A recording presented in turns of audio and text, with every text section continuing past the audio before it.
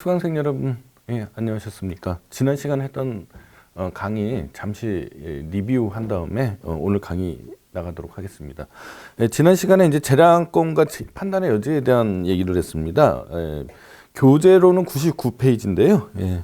일단 행정법규를 통해서 의회가 이 행정부에게 이 자신들의 의사를 전달한다고 계속 설명을 했잖아요. 그래서 이 행정법규가 행정청은 뭐뭐 하면 뭐뭐 할 수 있다. 뭐 이런 식으로 이제 이두 가지로 분류할 수 있다. 해석을 하면 그렇게 분류할 수 있다. 이렇게 설명을 해드렸습니다. 그래서 그 법률 요건 부분에 이 불확정 개념이 쓰여져 있는데 행정청의 판단이 사법부의 판단보다 우위에 서는 경우가 있을 수 있고, 그다음에 이 법률 효과 부분에서 행위 선택의 자유가 의회로부터 주어지는 경우가 있을 수 있다라고 했습니다. 그래서 전자는 이제 불확정 개념에 있어서 이 판단의 여지 문제라고 했고요. 후자의 경우에는 이제 재량의 문제가 되는 겁니다. 먼저 재량의 문제로 갔어요. 일단 기속행위하고 재량행위의 개념을 보면은 기속행위는 말씀드렸다시피 행정청에게 어떠한 행정행위를 할 수도 있고 하지 않을 수도 있는 자유가 인정되지 않는 그런 행정행위를 말하는 거고요. 재량행위는 이제 복수행위 중에서 선택의 자유가 있는 겁니다. 그래서 결정재량하고 선택재량이 있다고 얘기를 했습니다. 그 다음에 기속행위하고 재량행위의 구별인데요. 100페이지입니다. 구별 이유는 이제 제가 보기에는 가장 중요한 게 이제 행정소송에서 심사 방법의 차이가 아닐까라는 생각이 듭니다. 그래서 이 기속행위의 경우에는 이 법원으로서는 이제 자기가 재판부가 판단하기로는 이러이러한 행위를 했었어야 하는데 행정청에서 이러이러한 행위를 하지 않았다. 그러니까 위법하다. 뭐 이런 식으로 판단할 수 있지만은 재량행위의 경우에는 의회로부터 이제 그 행위 선택의 자유가 부여받았기 때문에 그 자유의 영역 내에서 활동을 했는지 안 했는지, 행동을 했는지 안 했는지, 그걸로 이제 판단을 하게 되고, 이제 그 자유의 영역을 벗어나서 행동을 했다라고 하면 이제 재량권의 한계를 넘었다. 또는 뭐 재량권의 일탈 남용이 있다. 이런 식으로 표현한다라고 설명을 했고요. 그 다음에 이제 공권의 성립 여부나 부관과의 관계인데, 과거에는 이제 재량행위하고 기속행위에 따라서 공권의 성립 여부하고 부관과의 관계가 달라질 수 있다라고 설명했지만은, 해당하는 곳에서 이미 설명했거나 앞으로 설명하겠지만 반드시 그렇지는 않다. 따라서 구별의 필요성이 점점 줄어들고 있다. 이런 말씀을 드렸습니다. 자, 구별 기준으로는 이제 요건 재량설이 있는데 법률 요건에 해당하는 부분에도 재량이 있을 수 있다라고 설명하는 거죠. 그래서 이 법률 요건에 종구 목적만 규정했다. 뭐 공익이라든지 이런 식으로. 그러면 이제 자유 재량이 되고요. 중간 목적을 규정하고 있으면 이제 기속 재량이 된다. 이렇게 설명하는 건데 이 제가 취하는 견해에 따르면은 일단 이 법률 요건에는 재량이 있을 수 없다라는 거, 그거는 법률의 해석 적용의 문제일 뿐이다라고 설명을 했기 때문에 이 견해를 취하기는 좀 그렇고요. 그 다음에 이제 효과 재량서는 이제 행위 선택의 문제에 있어서 재량 여부를 판단하기는 하지만은 이 성질에 따라서 그죠? 수익적 행정행위의 경우에는 뭐 재량행위다, 기속적 행정행위의 경우에는 기속행위다. 침익적 행정행위의 경우에는 기속행위다. 이런 식으로 설명하는 건데 이것도 반드시 그렇지 않다. 허가는 기속행위고 징계는 재량행위니까 매칭이 이렇게 명확하게 되는 게 아니다. 라는 거고요. 결국 이제 통설적 견해는 모두에서도 말씀드렸지만 이 의회의 의사잖아요. 의회의 의사가 법률로 표현이 되는 거니까 그 법률의 문헌을 잘 해석해 보면은 기속행위인지 재량행위인지 알 수가 있다라고 설명하는데, 다만 이제 문헌에 의해서도 설명이 잘 안 되는 것도 있을 수 있다고 그랬죠. 판례도 마찬가지라고 봅니다. 거의 유사한 견해를 취하고 있다고 생각이 들고요. 그러면은 재량이 인정되는 경우는 뭐뭐 하여야 한다라고 하면은 뭐 이거는 기속행위가 될 거고요. 뭐뭐 할 수 있다라고 하면 이제 재량행위가 될 텐데, 이게 근데 그 할 수 있다의 의미가 권한의 설정 의 의미로서 할 수 있다인 경우에는 뭐 얘기가 달라질 수 있다 이런 설명을 해드렸고요. 그 다음에 법령의 문헌으로 볼 때 이게 재량인지 기속행위인지 잘 구분이 안 가는 경우가 있을 수 있다라고 얘기를 했습니다. 그럴 때는 이제 성질서를 좀 가미를 해서요. 그래서 그 기본권의 보장이 강하게 요청되는 영역에서는 이제 기속행위가 될 거고요. 그렇지 않고 공익의 실현이 더 중요한 부분에 있어서는 이제 재량행위가 되는 가능성이 있습니다. 그러니까 그 기본권의 실현과 공익의 실현에 좀 방점을 찍어서 판단해 보면 되겠습니다. 그래서 허가를 하는 거는 이제 기속행위가 될 거고요. 이제 문헌의 이제 취지가 불명확할 때 허가의 취소나 철회는 이제 재량행위가 될 거고요. 특허는 이제 공익 실현과 관련이 더 높으니까 이 재량행위가 되고 특허의 취소 또는 철회도 마찬가지로 재량행위가 된다. 재량의 한계는 재량의 일탈 남용 흠결이 있습니다. 재량의 일탈은 이 재량 규범 범위 바깥에 있는 법률 효과를 선택한 거예요. 예컨대 영업정지 6개월이었는데 영업정지 7개월을 선택했다든지 뭐 이런 식으로 되는 거고요. 재량의 남용은 이 재량권 행사의 내재적 한계, 뭐 비례 원칙이 어긋났다라든지 뭐 이런 식으로 되는 겁니다. 재량의 흠결은 재량권 이 형량 고려 요소들을 이제 이 형량을 해야 되는데 고려를 해서 재량을 해야 되는데 이제 그런 과정이 이제 없던 경우를 얘기하는 거죠. 그다음에 재량권의 영으로 수축에 관해서 이미 뭐 누차 설명을 해드렸고요. 그다음에 부당의 개념이 있죠. 106페이지입니다. 부당의 개념은 이제 재량권 행사하고 이제 구별이 이 위법하고 구별이 된다는 거죠. 근데 이제 행정심판은 부당도 이 심판의 대상으로 삼을 수 있습니다. 그런 점이 이제 행정소송하고 다른 점이다 이런 말씀을 드렸고요. 그다음에 재량권 일탈남용의 판정 기준으로서 뭐 사실 오인 여부, 목적 위반, 동기 부정, 평등의 원칙 위반, 비례의 원칙 위반, 절차적 통제 이런 게 있고요. 특히 평등 원칙 위반과 관련해서 이제 행정의 자기 구속에 관한 얘기를 했기 때문에 다시 한번 상기해 주시기 바랍니다. 그다음에 불확정 개념과 판단의 의지로 갔어. 일단 불확정 개념을 안 쓸 수는 없죠. 입법 기술적으로 쓰지 않을 수는 없습니다. 요거 부분은 이제 먼저 검토돼야 될 게 헌법적으로 명확성의 원칙을 충족하고 있느냐를 먼저 살펴봐야 되고요. 만약에 그것이 이제 충족이 됐다고 보면은 이게 원칙적으로 법률 해석과 적용의 문제는 사법심사의 대상이 되는 거고 궁극적으로는 이제 법원의 역할이죠. 예, 그래서 이 불확정 개념을 쓴다고 해서 어떤 행정청에게 어떤 판단의 우위가 인정되는 건 아닙니다. 그러나 다만 불확정 개념을 쓴 경우에도 경우인데 그 행정청이 독자적으로 판단할 수밖에 없는 이라는 표현보다는 뭐 행정청에게 판단의 우위를 인정해 줄 수밖에 없는 이런 영역이 있을 수 있다라는 거죠. 그래서 그거는 이제 판단의 여지라고 하고 재량하고 구별할 때는 이제 일단 법원의 사법심사권이 현상적으로 볼 때 제한된다라는 것. 는 이제 양자가 같죠. 그래서 이제 같은 개념으로 보는 견해도 있습니다. 자, 그러나 재량은 이제 행위 선택의 문제이고, 그리고 이 불확정 개념에 있어서는 법원의 판단, 불확정 개념의 해석 적용의 문제이죠. 그러니까 법률 요건의 문제인 거죠. 그래서 재량은 입법부에 의해서 행정부에 부여되는 거고, 이 판단의 여지는 법원이 행정부의 판단의 우위를 인정해줬기 때문에 인정되는 거다. 이런 차이가 있다는 말씀드렸습니다. 그래서 판단의 여지가 인정되는 영역으로서 뭐 비대체제적 결정, 사람의 인격, 적성, 능력, 뭐 가장 뭐 손쉽게 설명할 수 있는 거는 뭐 면접 시험, 뭐 이런 거를 생각해 보시면 되고요. 그다음에 구속적 가치 평가, 예술 문화 등의 분야에 있어서 어떤 물건이나 작품의 가치 또는 유해성 등에 대한 독립된 합의체의 행정기관의 판단, 뭐 이런 것들이 있죠. 뭐 교과서 검증이라든지 뭐 이런 것들을 생각해 볼 수 있고요. 예술품 감정, 예측 결정, 리스크에 대한 장래 예측 결정이죠. 형성적 결정, 뭐 사회 형성적 행정에 있어서의 그 판단이죠. 이런 것들은 판단의 여지가 인정될 수 있는 영역입니다. 그러면 판단의 여지의 한계를 보시면은 불확정 개념의 적용에 관해서는 아까도 누차 설명했지만 법원의 그러니까 판단의 여지가 인정되는 경우에는 이제 법원의 심사가 제한될 수가 있는 거죠. 그렇지만 포기되는 건 아닙니다. 그래서 판단의 여지가 인정되는 영역이라고 하더라도 뭐 자의가 개입될 수 있거나 경험칙에 위반된, 특히 절차적인 어떤 하자가 있다거나 이런 부분에 대해서는 법원의 심사가 이루어질 수 있습니다.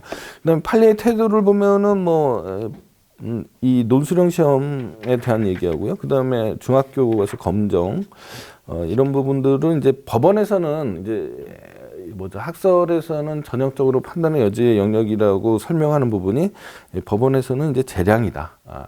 그러니까 여러분들이 나중에 접할 때 이 판단의 여지라는 표현이 없고 그냥 재량이라고 설명돼 있다고 하더라도 이게 요건에 있어서 판단의 여지를 재량이라고 얘기하는 건지 아니면 실제 행위 선택의 자유에 있어서 이 재량인지에 대해서 잘 생각해 보시기 바랍니다. 자, 이게 이제 지난 시간까지의 설명이었고요. 오늘은 이제 행정행위의 분류입니다. 자, 일단 행정행위의 분류 기준으로서 법률행위적 행정행위와 준법률행위적 행정행위로 구분하는 게 이제 전통적인 견해입니다. 자, 법률행위적 행정행위하고 준법률행위적 행정행위. 여러분도 어디서 많이 들어보지 않았나요? 일단 이 법률행위라는 거하고 준법률행위는 민법에서 나오는 개념이죠. 제가 전에도 말씀드렸듯이 오토마이어가 행정행위 개념을 설명할 때 이 민법에 있는 상당 부분의 이론을 차용을 했다라고 설명을 했던 적이 있었던 것 같습니다. 그래서 이것도 마찬가지로 법률행위적 행정행위하고 준법률행위적 행정행위는 민법에서 말하는 법률행위하고 준법률행위의 구분을 이제 차용을 한 것 같아요. 그래서 그러면 민법에서 어떻게 설명합니까? 이 법률행위하고 준법률행위는 그 법률효과의 발생 원인이 당사자의 의사에 따라서 이루어지느냐 안 이루어지느냐에 따라 의하여 결정되는 거잖아요. 그래서 법률행위는 이 당사자의 그죠? 의사의 내용에 의해서 그 법률효과가 결정이 되는 거고, 준법률행위적 행위는 뭐 그 밖에 이제 정신작용, 판단이나 인지, 관념 등의 표시를 요소로 하기 때문에 의사의 내용에 의해서 법률효과가 결정되는 게 아니고 법률이 정해주는 수밖에 없잖아요. 그래서 법률의 규정에 의해서 법률효과가 정해지게 됩니다. 마찬가지로 법률행위적 행정행위하고 준법률행위적 행정행위도 그렇게 구분하자라고 하는 게 이제 통설적인 견해인데요. 그런데 이제 행정행위의 경우에는 이 도대체 그 행위자의 의사라는 것이 뭐 누구를 얘기하는 걸까요? 뭐 담당 공무원의 의사인가요? 이렇게 설명하기가 어렵지 않습니까? 그래서 결국은 이제 행정행위의 의사는 뭐 입법자의 의사라고 생각하게 된다라면은 입법자의 의사가 또 법령으로 정해지는 거니까 결국은 이게 법률행위적 행정행위하고 준법률행위적 행정행위를 구분하는 거는 이론적으로 논리적으로 맞지 않는 거 아닌가라는 의심이 생기고요. 그리고 과거에 이제 법률행위적 행정행위하고 준법률행위적 행정행위를 나누는 이유가 이 준법률행위적 행정행위는 재량권이 인정될 여지가 없다라는 거죠. 왜냐하면 법률의 규정에 의해서 법률효과가 발생하는 거니까요. 그 다음에 법률행위적 행정행위만 부관을 붙일 수 있고 준법률행위적 행정행위는 부관을 붙일 수 없다라고 설명을 했습니다. 이 두 가지가 이제 구별점인데요. 준법률행위적 행정행위는 법률의 규정에 의해서 법률효과가 발생하는데, 근데 행정청이 그 자신의 의사에 의해서 부관을 붙여서 법률 효과를 뭐 좀 변형시키는 거죠. 유연화시키는 거죠. 이런 거를 한다라는 거는 논리적으로 있을 수 없다라고 사고하는 겁니다. 그래서 법률행위적 행정행위하고 준법률행위적 행정행위를 이 민법에서 차용해서 행위자의 의사의 내용에 따라서 법률 효과가 나타나냐 안 나타나냐 이제 구분하는 게 전통적 견해지만은 일단 이론적으로 과연 도대체 행정행위에 행위자의 의사라는 게 있는 거냐? 라는 생각이 일단 들고요. 그 다음에 구별의 시기라는 게 이제 재량권을 인정할 여지가 있느냐 없느냐, 또는 뭐 부관을 붙일 수 있느냐 없느냐인데 이 부분도 과연 그러냐? 라는 회의가 드는 겁니다. 그래서 이 구별이 이런 식의 구별이 맞지 않다라고 일단 생각은 드는데요.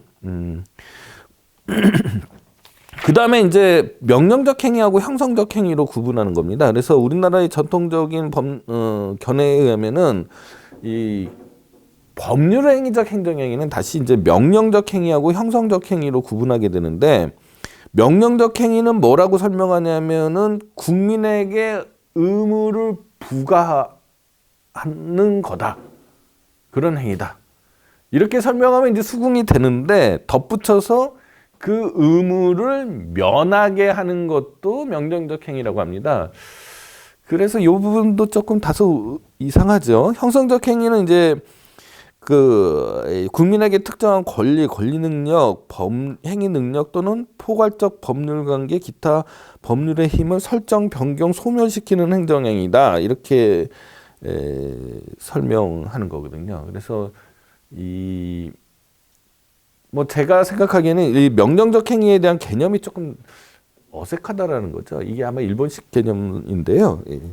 일단 의무를 명하는 것까지는 뭐 당연한데 의무를 면하게 하는 것도 명령적 행위라고 하면은 이게 좀 어법에 맞는 거냐 이런 생각이 드는 겁니다.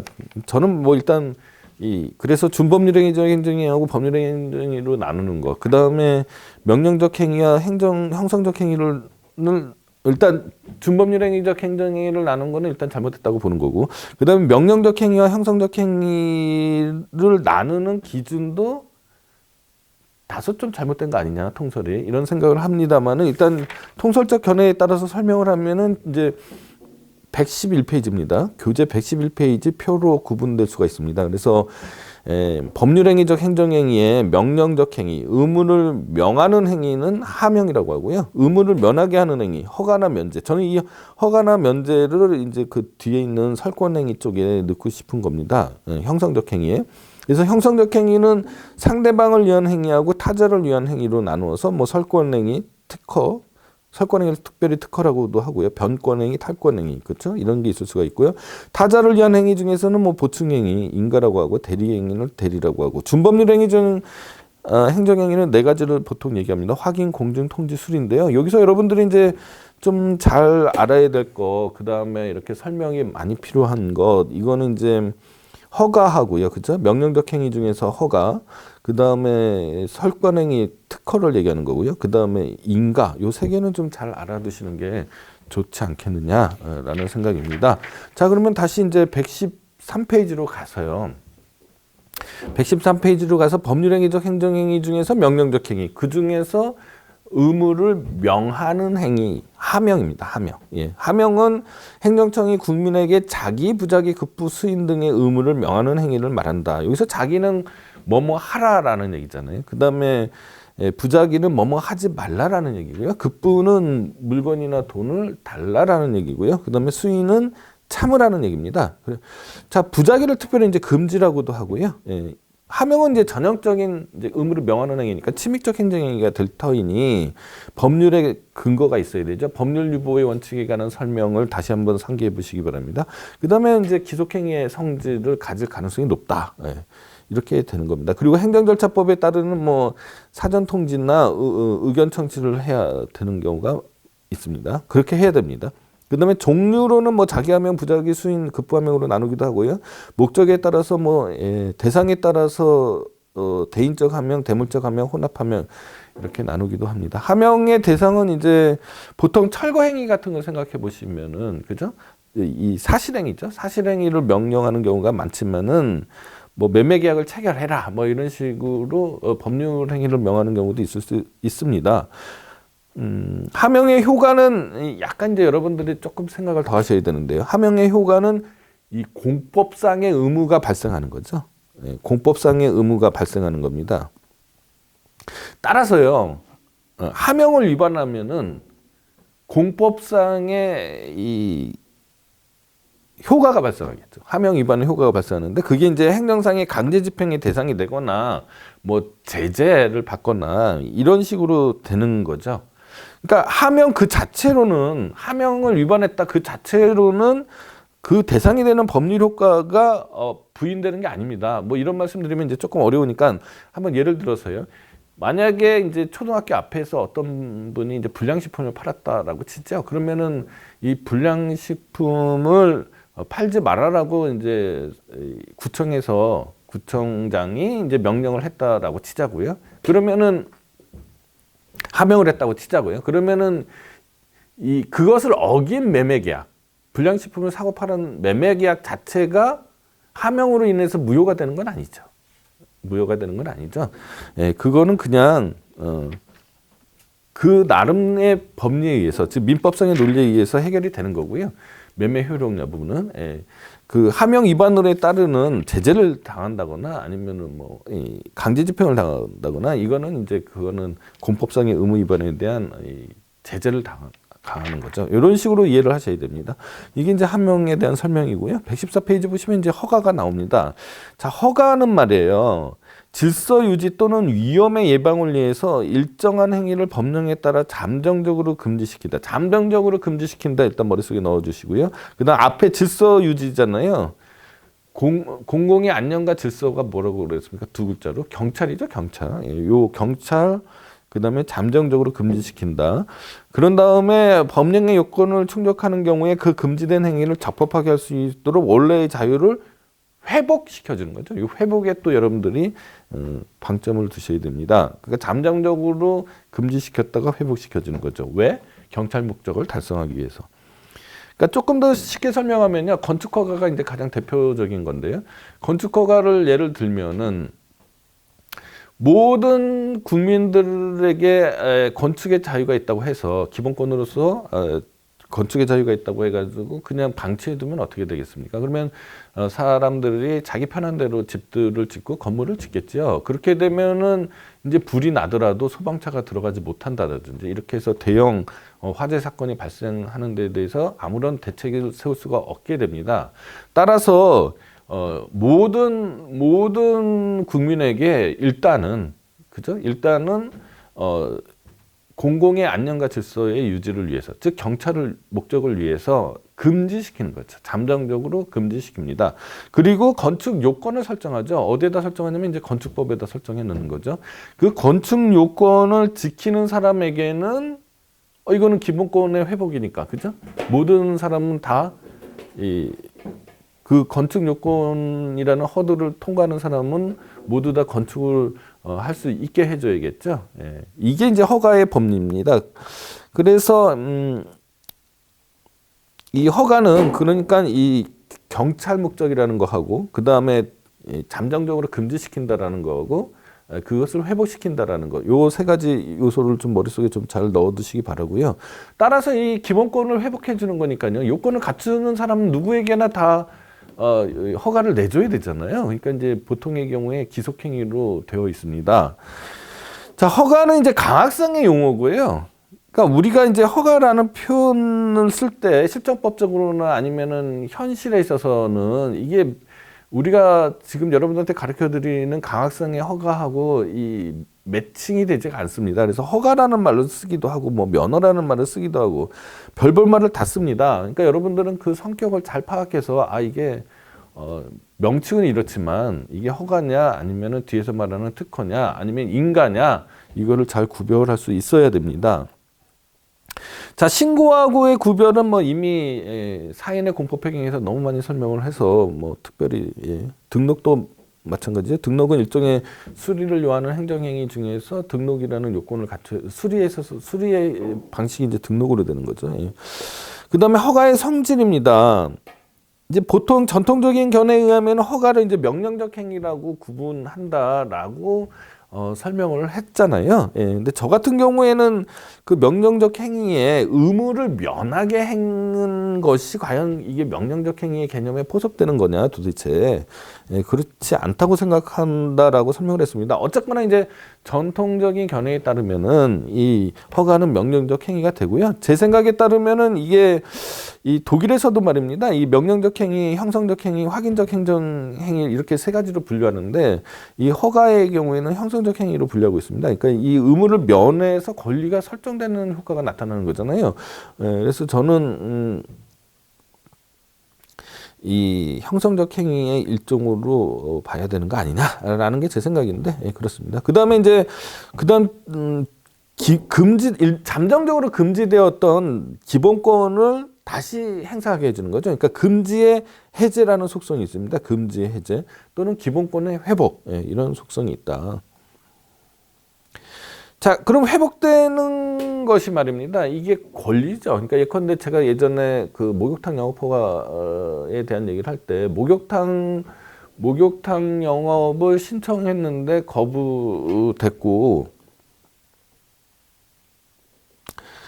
그 거부됐을 때 소송으로 대항할 수 있다라고 그랬잖아요. 항고 소송으로요. 그렇다라는 건 뭐겠습니까? 이게 허가에서 회복되는 게 이제 법률상 이익 또는 권리라는 거죠. 예, 이런 식으로 설명이 되는 거고요. 그다음에 이 뒤에서 얘기하는 이제 특허하고 이 허가가 이미 제가 경업자 소송에서 조금 설명을 해드려서 여러분들 이해하실 수 있을 것 같은데요. 이 허가하고 특허가 이게 경계가 좀 특허의 개념에 대해서요. 예, 허가하고 특허가 이 경계가 좀 다소 희미해지고 있습니다. 그래서 예, 그런 점이 있다라는 건 그래서 허가하고 특허가 상대화되고 있다라는 표현을 쓰기도 합니다.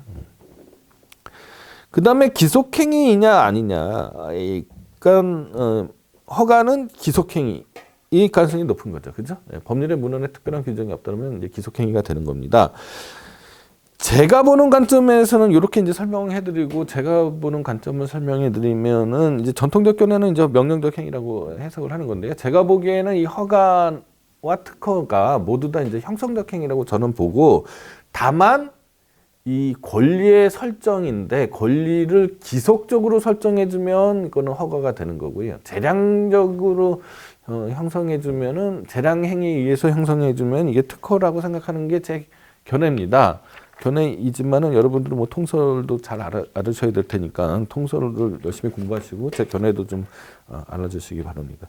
자, 116페이지로 가면 허가와 신청인데 사인의 공법행위에서 설명했듯이 이 신청은 말이죠. 행위 요건적 행위가 되는 거죠. 그래서 허가를 적법하게 하기 위한 절차적 요건이 됩니다. 따라서 신청이 없는데 허가가 나갔다 이렇게 되면은 허가는 성립하지만 하자 있는 허가가 되는 거죠. 위법한 허가가 되는 거죠. 민법의 계약하고 좀 다르다라고 설명을 해드렸습니다. 그걸 잘 생각해 보시기 바라고요. 허가는 뭐 행정행위고 뭐 서면으로 이해되고 뭐 이렇게 되는 거고요. 허가의 효과는 아까도 말씀드렸듯이 금지 해제다. 금지 해제. 일반적 금지를 해제하는 것에 다만 이제 일반적인 금지를 해제하는 것에 그치고요. 제3자 신규 시장 진입자에 대한 배타적인 권리를 설정해 주는 건 아닙니다. 신규 진입자에 대한 배타적인 권리를 설정해 주는 거는 이제 특허가 되는 거죠. 자, 그런데 이제 그 허가인 것 같은데 거리 제한 규정이 있는 경우가 있어요. 예, 거리 제한 규정이 있는 경우가 있습니다. 그러면은 보통의 경우에는 허가는 이 신규 시장 진입자에 대해서 에 대한 관계에 있어서 법률상 이익이 없다라고 설명하는데 이 거리 제한 규정이 있게 되면 이제 좀 다소 난감해지죠. 이 거리 제한 규정이 있으면은 이 그 제한의 취지가 기존 업자를 보호하기 위한 것도 포함되어 있다라고 하면은 아마 법률상 이익이 인정되는 경우가 있을 수 있겠다라는 얘기했고요. 그건 이미 다 설명을 했고 따라서 법률상 이익이 있느냐 없느냐는 허가냐 특허냐에 따라서 구분되는 게 아니다라는 설명을 이미 경업자 소송에서 조금 해드린 것 같습니다. 그 다음에 이제 거리 제한 규정이 있으면은 허가든지 특허든지 이제 직업 선택의 자유에 대한 제한 문제잖아요. 그래서 요거는 이제 헌법적인 이슈도 있다라는 건 항상 생각해 주시기 바랍니다. 그 다음에 이제 허가도 이 법률상 이익을 향유하는 거죠. 그죠? 예. 다만 이제 신기업자에 대한 관계에 있어서는 이제 법률상 이익이 없다라는 거죠. 없는데 아까와 같이 이제 거리 제한 규정이나 적정 배치 조항 같은 이런 경쟁 제한 규정이 법령에 규정돼 있다. 이렇게 되면은 법률상 이익이 또 있는 것처럼 되잖아요. 그러니까 중요한 거는 지금 반복돼서 말씀드리지만 중요한 거는 허가냐 특허냐에 따라서 법률상 이익이 정해지는 것 같지 않더라. 이 법령의 규정에 적정 배치나 거리 제한과 같은 경쟁 제한에 관한 규정이 있으면은 법률상 이익이 있는 거고 그렇지 않은 거다라고 생각하는 편이 더 올바르다 이런 말씀을 드렸습니다. 자, 그 다음에 118페이지인데요. 이 부분이 이제 최근에 좀 문제가 많이 되는 이슈가 되고 있는 그런 겁니다. 자, 이제 허가는 해당 법령에 대한 금지를 해제시켜 줄 뿐이지 다른 법령에 의한 금지까지 해제시켜 주는 효과가 없는 거죠, 원칙적으로. 그죠? 그러니까 예컨대 건축 허가를 받았단 말입니다. 어떤 A라는 사람이 성북구청장에게 그죠? 성북구청장에게 자기 땅에 건축을 하고 싶습니다. 건축을 하고 싶어요. 그래서 건축허가 신청을 했는데 건축허가를 내줬어요. 이렇게 되면은 바로 이제 집을 지을 수 있겠다라고 하는 아주 단순한 그 법률 관계인 경우도 많이 있지만은 그렇지 않은 경우도 대단히 많습니다. 예컨대 건축을 하기 위해서는요, 여기에다가 이 부지의 형질이 이 건축에 적합한 형질이어야 되지 않겠습니까? 그래서 예컨대 여기에 토지 형질 변경이 필요하다. 토지 형질 변경 허가가 필요하다. 라고 할 수도 있습니다. 그러면 이 A라는 사람이 구청 건축가에 가서 건축 허가를 받고 이거는 시청에서 하는 건가요? 하여간에 또 여기 도시계획과가 가지고 토지 형질 변경 허가를 받고 이 두 개를 받아야지 소기의 목적을 달성한다라고 가정을 해보자고요. 이렇게 되는 것보다는 이 사람이 이 건축 허가 신청만 하면, 그죠? 이 행정청에서 알아서 건축가에서는 건축 허가를 검토를 하고요. 그 다음에 도시계획가에서는 토지 형질 변경 허가를 검토를 해서 이 사람한테 건축 허가를 내주는 거죠. 그러면 이 건축 허가에 있는 토지 형질 변경 허가가 의제되는 거죠. 의제. 이런 효과를 건축법에서 줬다라든지 아니면 국토계획법에서 줬다라고 하면은 이게 이제 이른바 인허가 의제 제도입니다. 이 제도가 왜 나왔느냐? 이 제도가 왜 나왔냐면은 과거에 이제 비즈니스 프렌들리 이런 식의 얘기들이 역대 전권에서 대대로 좌든 우든 가리지 않고 진보 정권이든 보수 정권이든 가리지 않고 다 이런 얘기들이 나왔습니다. 그 얘기는 우리나라가 너무 과거에 말입니다. 너무 이 기업하기가 안 좋다라는 거예요. 예컨대 공장 설립 하나를 하려면은 제가 옛날에 들은 기사로는요, 읽은 기사에 의하면, 신문 기사에 의하면은 21개인가 23개의 허가를 받아야 된다. 이런 식으로 비판을 많이 받았습니다. 그러면은 이제 만약에 그 기사가 사실인지 아닌지 모르겠습니다만은 그 기사가 사실이라고 하면은 이 사람은 공장 설립을 하기 위해서 그 허가를 21개를 받아야 되는 거죠. 이렇게 되니까 엄청나게 복잡해지는 거죠. 복잡해지고 시간도 너무 많이 끌고 당사자한테 너무 불친절하죠. 그러니까 이 인허가 의제 제도라는 게 있는데, 인허가 의제 제도라는 거는 이 A라는 사람이 공장 설립 허가죠. 여기서는 공장 설립 허가만 신청을 하는 겁니다. 그러면은 이따가 신청을 하면 이 행정청에서 관계기관과의 협의를 다 거쳐서 각각의 이제 해당하는 21개의 이제 허가 사항들을 다 검토를 한 다음에 이 사람한테 21개 허가를 주는 게 아니고 그냥 공장 설립 허가를 딱 주는 거예요. 그러면은 이 사람은 21개의 허가를 받은 것처럼 의제되는 거죠. 이게 이제 인허가 의제 제도인데, 자, 그러면은 이제 판례에 의한 설명에 의하면요. 자, 거기 118페이지 하단입니다. 이렇게 인허가 의제 제도를 둔 취지는 인허가 의제 사항과 관련된 창구를 단일화하고 절차를 간소화하며 비용과 시간을 절감함으로써 국민의 권익을 보호하는 데 있는 것이다. 이게 이제 인허가 의제 제도의 취지라는 겁니다. 제가 이제 설명한 거죠. 이거를 판례는 이렇게 좀 정서해서 이렇게 설명을 한 거고요. 그러니까 개개의 인허가 요건에 관한 일체의 심사를 배제하는 게 아니죠. 그죠? 심사는 다 하는 겁니다. 따라서 의제되는 인허가의 절차는 거치지 않아도 되지만 의제되는 인허가의 요건은 갖춰야 된다. 그러니까 이 사람이 아까 건축허가에 있어서요. 건축허가에 있어서 건축허가의 요건도 갖춰야 되고 토지 형질 변경 허가의 요건도 갖춰야 되는 거죠. 절차는 거치지 않지만 형질 변경 허가 절차는 거치지 않지만 이 요건은 갖춰야 된다는 겁니다. 실체법적으로는 두 개 다. 네.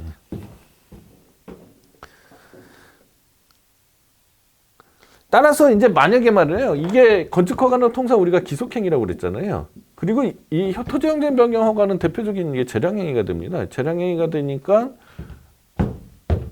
이게 이제 이게 판단의 여지가 인정되는 건지 재량행위인지 요거는 이제 따져봐야 되는데 판례는 다 재량행위라고 하니까 일단 재량행위라고 보자고요.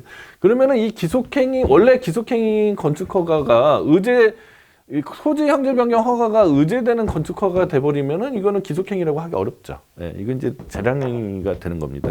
이렇게 되면은요, 재량행위가 되는 거고요. 또 주된 인허가가 있으면 다른 법령에 의한 인허가가 있는 것으로 의제되는 거죠. 본다라는 건 의제 간주 뭐 이렇게 되는 거고요. 다른 법령에 의한 인허가를 받았음을 전제로 다른 법령의 다른 모든 규정까지 적용되는 것은 아니다. 주 58번을 보시면 이제 이해가 되실 텐데요. 예, 여러분들이 한번 읽어보시고 이해하시고요. 나중에 요 주 58번에 있는 제가 이게 요즘만 써놨는데 요거 보셔도 이해가 되실 텐데 이게 이해가 안 되시면은 이제 그 판례를 찾아가서 읽어보셔야 됩니다. 예, 그 다음에 관계행정청과 미리 협의하도록 미리 협의해야지만 인허가 의제를 해준단 말이죠. 예, 이런 경우로 규정돼 있는데 법령에요. 근데 일부가 협의가 안 됐다. 그러면은 그 일부에 대해서는 협의가 안 된 일부에 대해서는 인허가 의제를 안 해주겠다라는 겁니다. 그러니까 협의된 부분만 인허가 의제가 되는 걸로 봐주겠다는 겁니다. 관계기관과 미리 협의하도록 되어 있는 법령에 그렇게 되어 있는 경우에요. 그리고 의제된 인허가도 통상적인 인허가와 동일한 효력을 가지는 것이므로 주된 인허가부터 의제된 인허가가 분리될 수 있으면 의제된 인허가를 취소 또는 철회함으로써 주된 인허가의 효력은 유지한 채 의제된 인허가의 효력만 소멸시킬 수 있다. 그리고 맨 밑에 다만 취소 또는 철회된 인허가를 다시 받을 수 있는 가능성이 없다면 주된 인허가 자체를 취소해야 된다. 그러니까 요 건축허가하고 토지 형질 변경 허가가 그죠? 예, 서로 불가분의 일체를 이루어서 이거를 나누면은 한쪽만 취소되면 요거가 취소되면 요거가 의미가 없어진다. 이렇게 되면 모르되 그것이 분리가 될 수 있다면 의제된 인허가를 취소 처리함으로써 주된 인허가의 효력은 유지한 채 의제된 인허가의 효력만 소멸시킬 수 있다. 그렇죠? 만약에 분리할 수 있다면 요것만 소멸시키는 거죠. 예.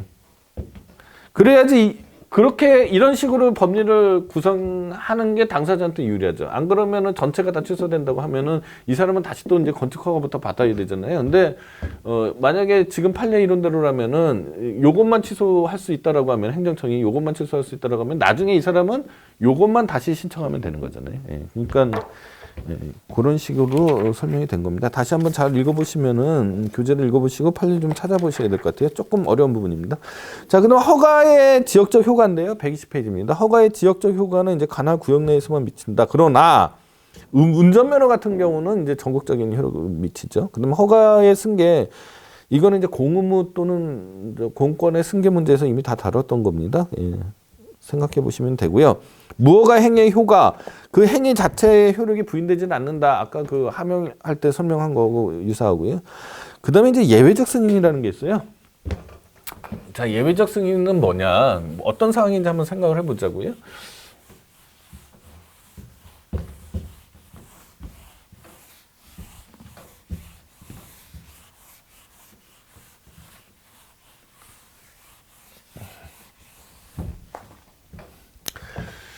자, 어떤 사람이 이제 도시에 자기 이제 형질이 대지인 곳에서 이제 대지인 곳에서 이제 집을 짓겠다고 나서치는 분이 있고요. 자, 어떤 사람이 이제 서울인데요. 예, 서울 같지 않죠? 예, 서울인데 요 뒤에 이제 삥 둘러서 그린벨트라고 그러잖아요. 개발 제한 구역이라고 합니다. 개발 제한 구역.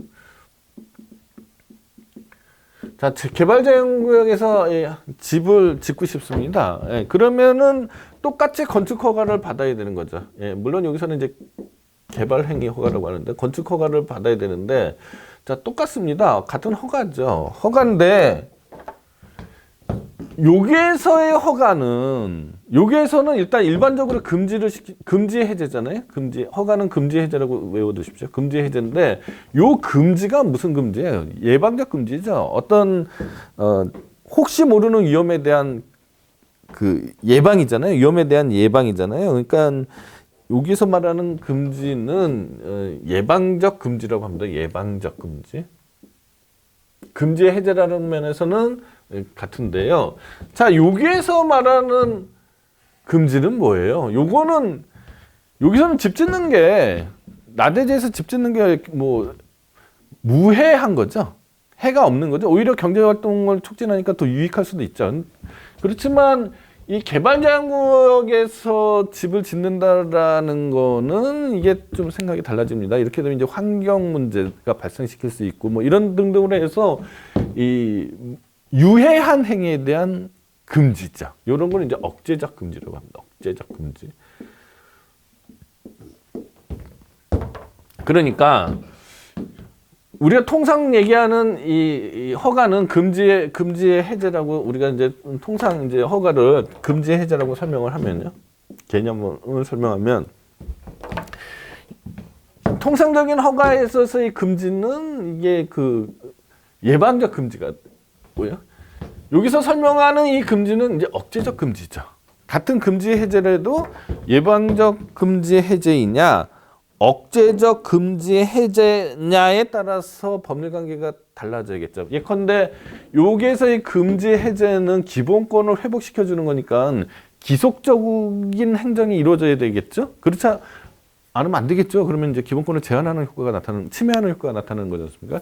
근데 여기에서의 이 금지의 해제는 행정청이 생각해 봐야 되는 거죠. 이거 아무나 다 해제를 해줄 수는 없을 거 아닙니까? 환경에 영향을 미치지 않을 만한 것들만 해제시켜줘야 되겠죠. 그래서 요거는 이제 재량행위가 될 거예요. 재량행위가 될 겁니다. 그래서 이 지금 뒤에서 자꾸 얘기하는 억제적 금지 해제는 우리가 이제 원래의 허가하고 다른 개념을 쓸 수밖에 없죠. 이렇게 이제 이쪽에서는 기속행위고 이쪽은 재량행위가 될 테니까. 그래서 이런 거를 이제 예외적 허가, 예외적 승인이라고 합니다. 예외적 허가, 예외적 승인. 그러니까 예외적 허가는 이제 120회 해제예요. 예외적 허가는 금지 해제라는 면에서 보면 허가의 일종인데, 금지 해제라는 면에서 보면 허가의 일종인데, 권리를 확대해 준다는 측면에서는 이제 특허가 되는 거고요. 그 다음에 이 금지 해제라는 면에 있어서는 이 허가하고 같으나 이게 또 기속행위가 아니고 재량행위가 된다는 점에서는 이게 또 특허하고 같아집니다. 자, 이런 게 그럼 뭐가 있느냐? 지금 말씀드렸던 개발 제한구역 내에서 이 개발 행위의 허가가 는 명시적으로 이제 판례가 이거는 뭐 그렇게 설명을 했고요. 그 다음에 제가 보기에는 이제 학교 환경 위생 정화구역이라는 게 있습니다. 거기에서 뭐 예컨대 어떤 영업에 대한 허가 이런 것들은 이제 그 예외적 허가의 전형적인 예라고 이제 생각이 드는 겁니다. 그 다음에 122페이지인데요. 122페이지. 자, 면제예요, 면제. 면제는 크게 어려운 얘기가 아닙니다. 법령에 따른 자기 급부 수인 의무를 특정한 행위에 해제시켜주는 행위를 말한다. 아까 그 허가는 뭐예요? 금지 해제자. 즉, 부작위에 대한 해제입니다. 부작위 의무에 대한 해제죠. 근데 면제는 그 외의 것. 부작위 빼고 자기 급부 수인 의무를 해제해 주는 것. 이거는 이제 면제라고 설명하는 거니까 뭐 특별히 어려운 개념은 아니다. 이거는 허가에서 설명한 부분은 상당히 같이 생각하시면 됩니다. 자, 이제 두 번째로 이제 형성적 행위로 와서요. 일단 특허라는 거예요. 특허는 특정인을 위하여 새로운 법률상의 힘을 부여하는 행위를 말한다. 행정행위를 말한다. 그 부여해 주는 게 뭐가 있느냐? 뭐 새로운 권리나 행위 능력, 포괄적 법률 관계 이런 거를 설정해 준다. 이렇게 설명하는 건데요. 그냥 여러분들 중에서 뭐 다 아셔야 되죠. 다 아셔야 되지만은 이렇게 그냥 외우기 쉽게 하기 위해서는 권리의 설정이다. 권리의 설정이다. 이렇게 생각하면은 물론 권리의 설정만 있는 게 아닙니다. 지금 말씀드린 것처럼 어떤 다른 것도 있지만은 그냥 특징을 좀 이해하려면은 아까 허가의 특징이 뭐라고 했습니까? 금지 해제라고 그랬잖아요. 이거는 이제 특허는 권리의 설정이다. 그런 특징을 가지고 있다라고 이렇게 잡아서 이해하시면 조금 빠를 것 같아서 그렇게 설명을 해드리는 겁니다. 자, 이 특허라는 표현을 쓰는 경우는 거의 없습니다. 마치 그냥 어떤 지적재산권에서 말하는 그 특허를 여러분들이 머리에 떠오르지 실전법에서 특허라는 말을 잘 안 쓰기 때문에 그렇습니다. 그러니까 하천법상 하천조명허가, 하천수 사용허가, 도로법상 도로조명허가 이게 전형적인 특허들이라고 설명하는데요.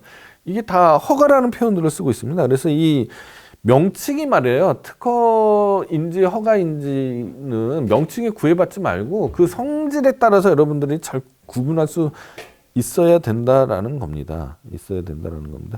그리고 판례도요 다소 변경이 있어요. 그러니까 예컨대 도시주거환경정비법상에 줄여서 이제 도시정보법이라고 하는데요. 도시정보법상에 조합 설립 인가라는 제도가 있습니다. 조합 설립 인가. 그래서 그 조합이 그렇게 설립된 조합이 그 관리처분 계획이라는 도시 계획도 짜고요. 그렇고 뭐 분양 처분도 뭐 이런 식으로 하는 건데요. 그 조합은 공법인입니다. 조합은 공법상의 법인인데, 자 과거에는 이 조합 설립 인가를 지방자치단, 그러니까 조합 설립 인가는 어떻게 됐냐면요. 절차가 간단히 설명해 드리면은 그 어떤 섹터예요. 그죠? 도시 정비 구역 섹터에 이 소유자들이 조합을 설립하는 거잖아요. 그러니까 조합원 총회를 해야 되는 거죠. 설립 총회를 해야 됩니다. 설립 총회. 조합 설립 총회를 하고 이 설립 총회에 대해서 지방자치단체장이 인가를 해줘야 돼요. 인가. 그럼 이 인가의 법적 성격이 뭐냐가 이제 쟁점이 되는 겁니다. 그래서 진짜 말 그대로 인가냐? 인가는 뒤에서 또 설명하겠지만 보충행위라고 생각하시면 됩니다. 어떤 행위, 법률 행위의 효력을 완성시켜 주는 거죠. 그러니까 인가가 없으면은 그 효력이 완성이 되지 않습니다. 완성시켜 주는 거를 이제 보충행위라고 해서 인가라고 하는데, 그러면은 이 조합 설립 행위를 완성시켜 주는 거로서 그야말로 인가냐? 아니면은 이 조합이라는, 그러니까 공권력을 행사할 수 있는 이 조합을 만들어주는 거니까, 설권행위니까 특허로 보느냐가 쟁점인데, 과거의 판례는 이런 경우에 한때는 인가라고 본 적이 있지만은 지금 특허라고 보는 거죠. 자, 특허는 형성적 행위이고, 그리고 그래서 허가하고 구분된다 이렇게 설명하는 게 이제 통상적인 견해인데, 저는 뭐 꼭 그런 건 아니라는 생각이고요. 그 다음에 특허는 공익의 실현을 위한 거기 때문에 보통은 재량행위로 구성이 되어 있습니다. 자, 그러면은 124페이지를 보시면은요, 거기에 제가 이제 특허하고 허가에 특히 이제 어느 분야에서 영업 허가와 관련해서 비교해 놓은 게 있는데요. 자, 양자의 공통점은 뭐냐? 둘 다 법률행위적 행정행위인 거죠. 그리고 둘 다 수익적 행정행위고, 둘 다 신청을 요하는 행정행위입니다. 그리고 유사점은 뭐냐? 둘 다 영업행위의 적법 요건이 되고요. 둘 다 영업행위의 사전 통제 수단이 되고요. 둘 다 직업 선택의 자유를 제한하는, 또는 직업 선택의 자유를 행사하게 하는 요건이 되는 겁니다. 자, 차이점을 보면요. 대상 사업은 주로 영업 허가는 이제 풍속 산업들이에요. 그래서 뭐 보건위생이나 선량한 풍속 사회질서에 관한 것들이 주로 이루고 있어요. 뭐 식품위생법, 식품적배업, 뭐 숙박업 이런 데 주로 있고요. 특허는 이제 공익 사업입니다. 전기, 수도, 가스, 운수 사업 등에 관한 공익 사업에 가는 거죠. 제가 경업자 소송에서 설명을 해준 적이 있었죠. 그래서 버스 운송 사업과 같은 거.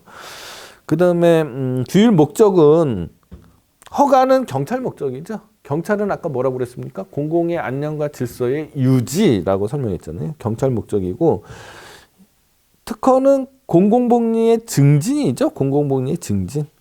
그 다음에 전통적 견해에 의하면 허가는 명령적 행위고 특허는 형성적 행위가 되는 거고요. 그 다음에 제3자의 관계에 있어서, 신규 허가에 대한 관계에 있어서 허가는 법률상 이익이 인정되지 않는 경우가 많고요. 특허는 법률상 이익이 인정되는 경우가 있고, 그 다음에 기속행위 여부, 허가는 문헌으로 판단하기 어려운 경우에는 기속행위가 될 거고요. 특허는 재량행위가 될 터이고요. 요건은 요건이 명확해야 되겠죠. 근데 특허는 요건에 불확정 개념이 많이 들어가 있고 판단의 여지가 인정되는 경우도 있을 수가 있습니다. 그 다음에 감독 보호에 있어서 허가는 한번 허가를 받고 나면은 특별히 행정청이 개입하지 않는 것이 많고 거기에 덧붙여서 특별히 특전을 주지도 않습니다만은 특허는 그때 제가 그 자동차 운송 사업, 버스 운송 사업에 대해서 설명했듯이 요금을 제한하기도 하고 뭐 그렇잖아요. 그래서 이 강한 규제를 가하지만 나중에 강한 규제를 가하는 반면에 특권도 주고 있습니다. 이렇게 이해를 하시면 되고요. 그 다음에 이제 허가, 특허가까지 했고요. 그 다음에 제가 중요하다고 생각하는 개념 인가.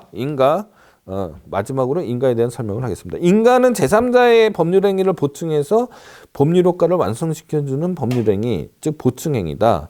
마찬가지로 법령상으로 인어, 승인이라는 용어도 많이 씁니다. 이런 것들이 있고 이런 용어가 쓰기도 하지만은 잘 생각해서 이게 인가인지 특허인지 허가인지 구별할 수 있어야 된다고 말씀을 드렸고요. 대법원 판례에 의하면은 어업협동조합의 임원 선출에 관한 행정청의 인가, 민법의 재단법인의 변경 허가, 정관 변경의 허가, 이런 걸로 이제 인가라고 판시를 했습니다. 자, 그러면은 개념적으로 아까 허가는 금지 해제, 특허는 권리의 설정, 인가는 보충행위, 이렇게 개념을 좀 특정지어서 특징을 좀 파악해 주시기 바라고요. 자, 인가의 대상은 이제 법률행위의 완성이 인가의 그 개념이잖아요. 그러니까 당연히 그 대상은 이제 법률행위인데 이 법률행위가 사법상의 행위인 경우가 대부분입니다. 그러나 이제 공법상의 행위도 인가의 대상이 되는 경우가 있을 수 있다. 아까 그 지방채를 뭐라고 그러네? 기체하는 거에 대한 인가 이런 것들은 이제 공법상 행위잖아요. 근데 그 공법상 행위에 대한 인가를 하는 거죠.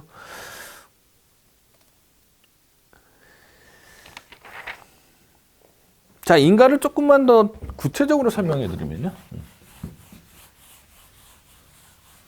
인가를 조금 더 구체적으로 설명해 드리면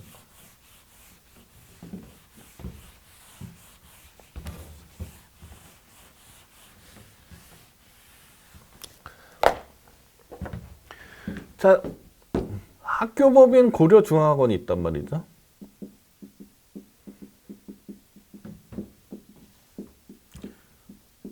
학교법인 고려중앙학원에서 어떤 이사를 선출한단 말입니다. 이사장을 선출하자. 그러면은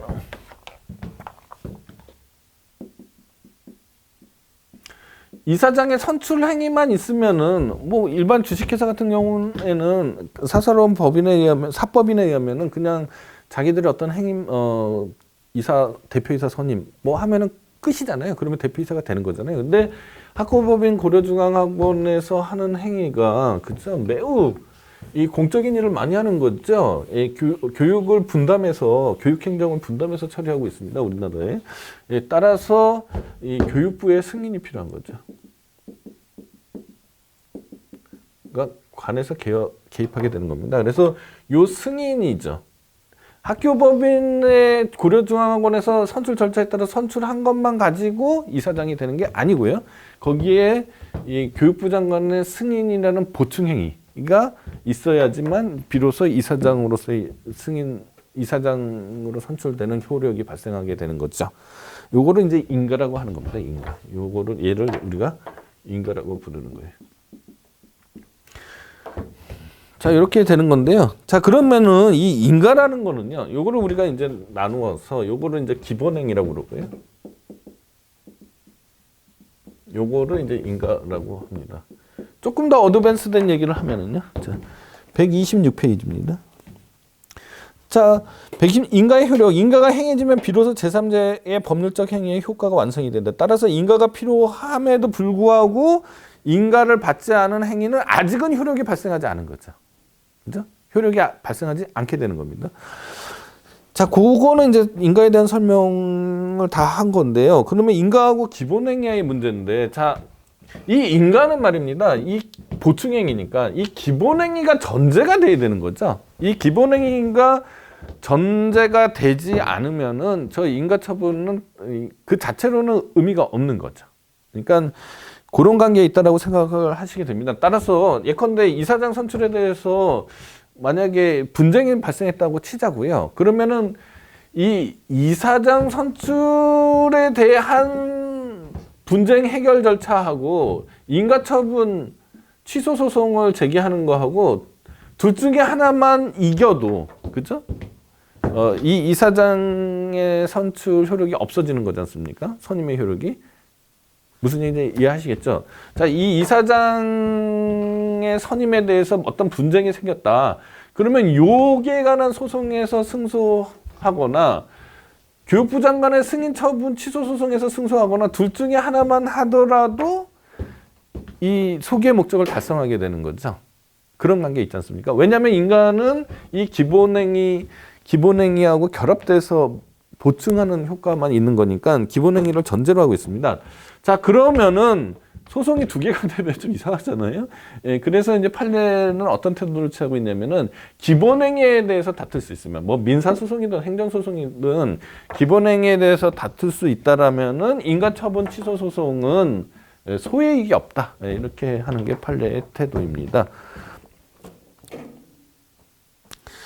자, 대리에 관한 건 뭐 그냥 읽어보시면 될 것 같고요. 자, 준법률 행위적 행정행위 간단하게 보겠습니다. 먼저 이제 확인입니다. 확인은 특정한 사실 또는 법률 관계의 존부 또는 적부의 의문이나 다툼이 있는 경우 행정청이 이를 공적으로 확정하는 행위를 말한다. 그러니까 분쟁이 전제가 돼 있는 개념이죠. 분쟁이 전제가 돼 있고 여기에 대한 그 판단 이 들어가 있는 거는 이제 확인이라고 합니다. 그래서 확인은 이제 준사법적 행정행위, 뭐 준사법적 행위, 사법행위랑 비슷하잖아요. 예컨대 뭘 생각해 보시면 되냐면은 이 행정심판위원회의 재결을 생각해 보십시오. 그러면 이게 마치 판결처럼, 그죠? 당사자 사이의 분쟁에 대한 판단이 들어가 있지 않습니까? 근데 그래서 준사법적 법률행위라고도 설명하는데, 준사법적 행정행위라고도 설명하는데.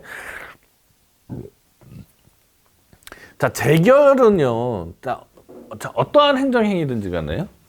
어떠한 행정행위든지 간에, 그 행정행위가 위법하다라는 거를 깨달았습니다. 그러면은 행정청으로서는 뭐 몇 가지 제한이 있긴 하지만 행정청으로서는 그 하자를 바로잡는 게 맞겠죠. 예? 그러니까 예컨대 행정청에서 A라는 사람한테 과태료 부과 처분을 했는데 알고 봤더니 그 과태료 부과를 받을 만한 위반 사실이 없다라는 게 나중에 밝혀졌습니다. 그러면 행정청으로서는 뭐 이 A가 그 소송을 제기해서 취소 소송을 제기해서 그 과태료 처분 취소를 기다리기도 전에, 그죠? 네, 스스로 알았으면 스스로 과태료 처분을 직권으로 취소하는 게 이게 올바른 행정이 되지 않겠습니까? 보통의 행정행위는 그렇게 되는 건데요. 예. 그런데 이 확인적 행정행위의 경우에는 행정심판위원회의 재결 같은 경우는 그런 법리가 적용될 수 없죠. 그래서 행정청 스스로도 해당 행정행위에 대한 취소나 철회가 제한될 수가 있지 않습니까? 그거를 이제 불가변력이라고 합니다. 그래서 이 확인적 행정행위에는 특별히 불가변력이라는 게 인정되고 있다. 이런 얘기를 드리고 싶었던 거고요. 그 다음에 공증입니다. 공증은 이제 특정한 사실 또는 법률관계의 존재를 공적으로 증명하는 행위를 말한다. 그래서 이게 확인하고 공증하고 그러면 어떤 차이가 있느냐? 이제 개념적으로 확인하고 공증은 분쟁이 전제가 됐느냐? 이렇게 구별하는데, 그런데 뭐 이 확인도 말이에요. 공증의 형식으로 이루어지는 경우도 있기 때문에 이제 뭐 확인하고 공증이 그렇게 명확하게 구별된다라고 설명하기가 좀 어렵습니다. 그다음에 이 공증의 효력은 이제 공적 증거력이 발생하는 거죠. 공증에 의해서. 예. 따라서 반증이 있게 되면 공증이 취소되지 않더라도 효력이 이제 소멸될 수 있다라는 얘기고요. 그리고 우리가 그 행정행위를 설명하는 중에 이제 장부 각종 공부 기재 행위에 대해서 설명을 했었습니다. 그거서 이제 처분성이 인정이 되면 여기서 말하는 건데 공증이 되겠죠. 예. 그 다음에 통지는 특정인 또는 불특정 다수인에게 특정한 사항을 알려주는 행위를 통지라고 합니다. 그죠? 통지 고지 그 자체가 중요한 게 아니고 그 내용이 중요하다고 그랬습니다. 그래서 개별 구체적인 내용을 가지고 있느냐, 약과고시 사건 생각해 보세요. 그렇게 하면 행정행위로서의 준법률 행위로서의 통지가 되겠죠. 예. 그다음에 수리는 행정청이 다른 사람의 당해 행정청에 대한 행위를 유한 것으로 수령하는 행위를 말한다. 해서 이 수리가 이제 뭐죠? 사인의 공법행위에서 수리를 요하는 신고, 뭐 수리를 요하지 않는 신고에서 이제 설명을 했기 때문에 예, 그쪽에 관한 설명을 참조해 주시기 바랍니다.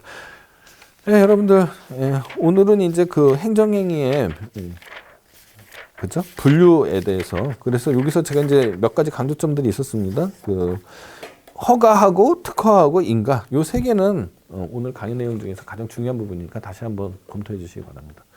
예, 오늘은 여기까지 마치도록 하겠습니다. 감사합니다.